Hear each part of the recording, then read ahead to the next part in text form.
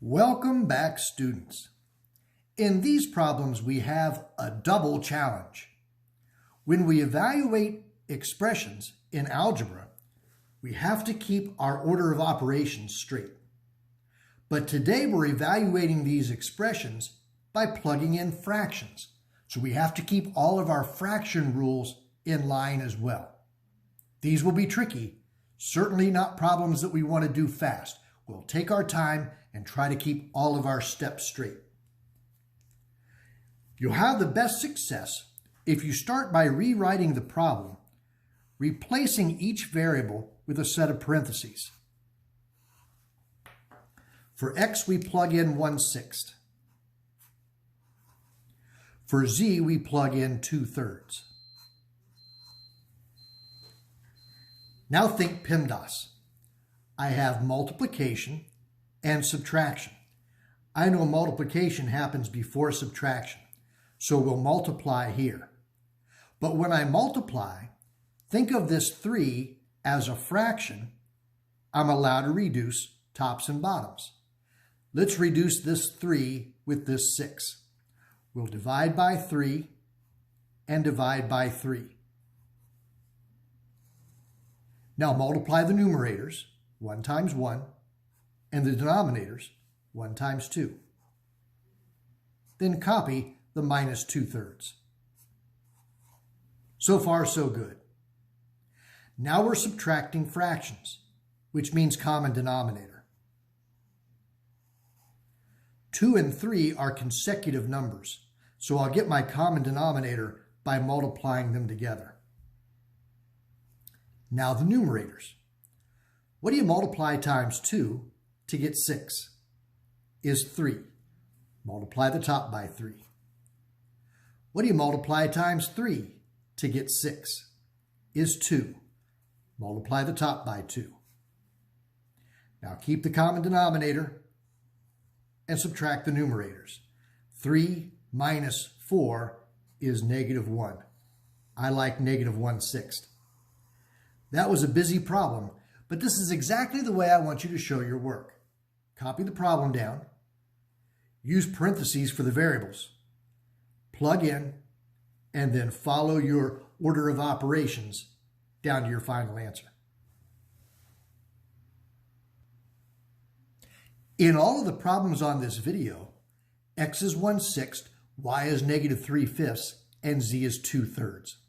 When you work your homework problems, you might have different values for x, y, and z, so be aware.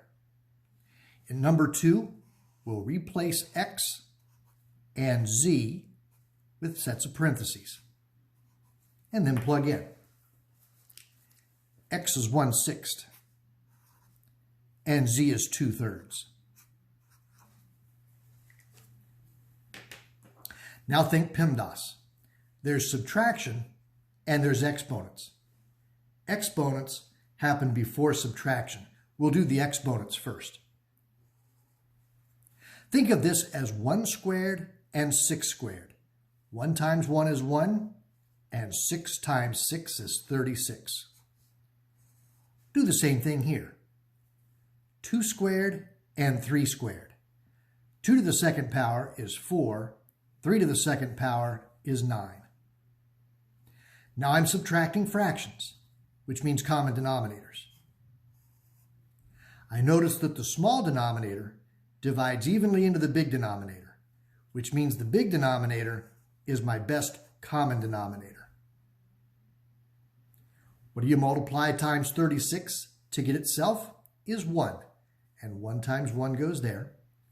What do you multiply times 9 to get 36? Is 4, and 4 times 4, that's 16. Now keep the common denominator and subtract the numerators. 1 minus 16 is 15. That's a great answer. But if I'm really on the ball, I'll notice that 15 and 36 are both divisible by 3. I can reduce.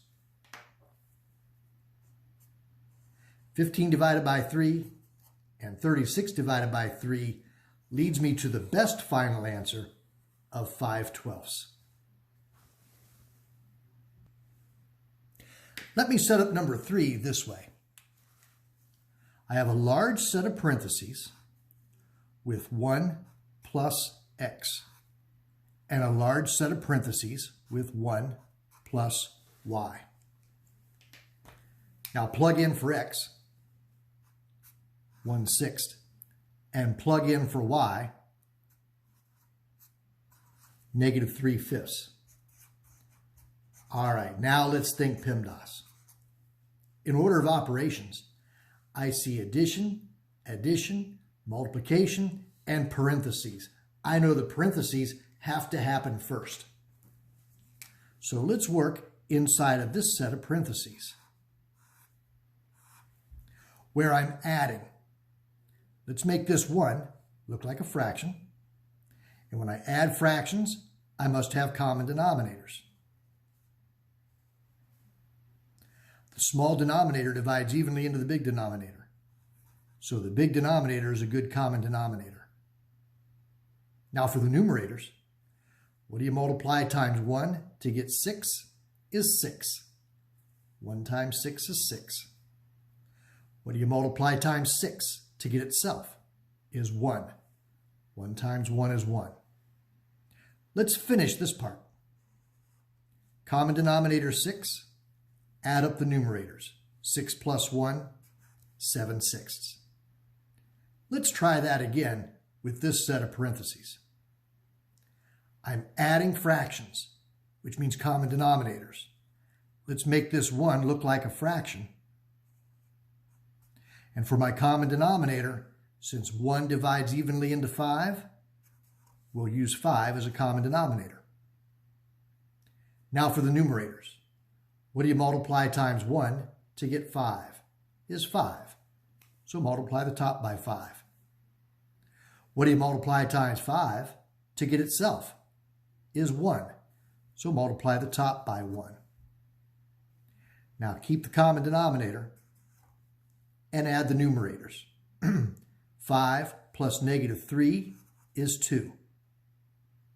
Now what? Well, this set of parentheses and this set of parentheses were being multiplied together.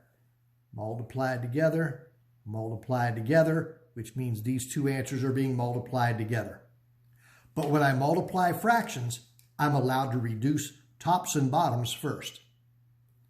Look at the 2 and the 6. Divide by 2, divide by 2. Now multiply tops and bottoms. 7 times 1 is 7, and 3 times 5, 15. Beautiful. All right, your turn. Try some homework problems. They're tricky. I'll see you later on today.